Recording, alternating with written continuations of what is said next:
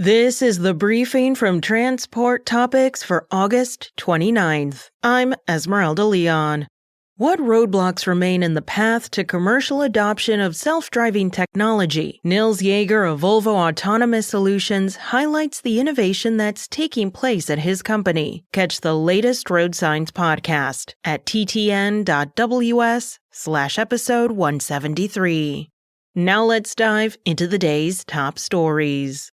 President Donald Trump has dismissed Robert Primus, a Democratic member of the U.S. Surface Transportation Board, just as the agency prepares to review an $85 billion Union Pacific-Norfolk Southern merger. The move breaks a partisan tie and gives Trump the chance to nominate new Republican members, pending Senate approval. Primus, once named chairman by President Joe Biden, was the only board member to oppose Canadian Pacific's purchase of Kansas City Southern in 2022. He called the firing, quote, legally invalid, end quote, and said he plans to keep serving until formally blocked, possibly pursuing legal action. Rail labor leaders condemned the decision as unlawful and politically motivated. The STB's ruling on the merger, which could create the nation's first transcontinental railroad and shrink the number of major freight carriers to 5, is expected within 2 years.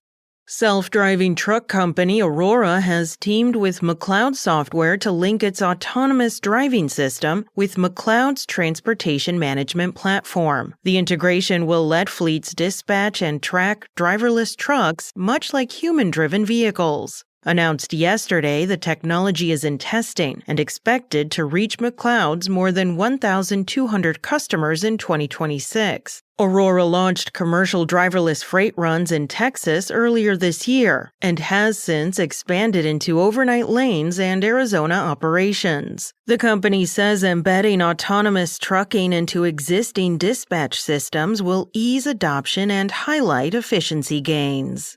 The U.S. economy bounced back in the second quarter, expanding at a 3.3% annual pace after shrinking in the first. The rebound was fueled by a nearly 30% drop in imports, which added more than 5 points to growth after a first quarter surge, tied to companies stockpiling goods ahead of President Trump's tariffs. Consumer spending rose 1.6%, while private investment plunged nearly 14%, the steepest decline since 2020. Federal spending also fell. A key measure of underlying economic activity, excluding trade and government shifts, grew at 1.9% for the second straight quarter. Trump argues tariffs will revive U.S. industry and help fund tax cuts. But economists warn they could raise costs, dampen efficiency, and make long-term planning more difficult for businesses. That's it for today. Remember, for all the latest trucking and transportation news, go to the experts at ttnews.com.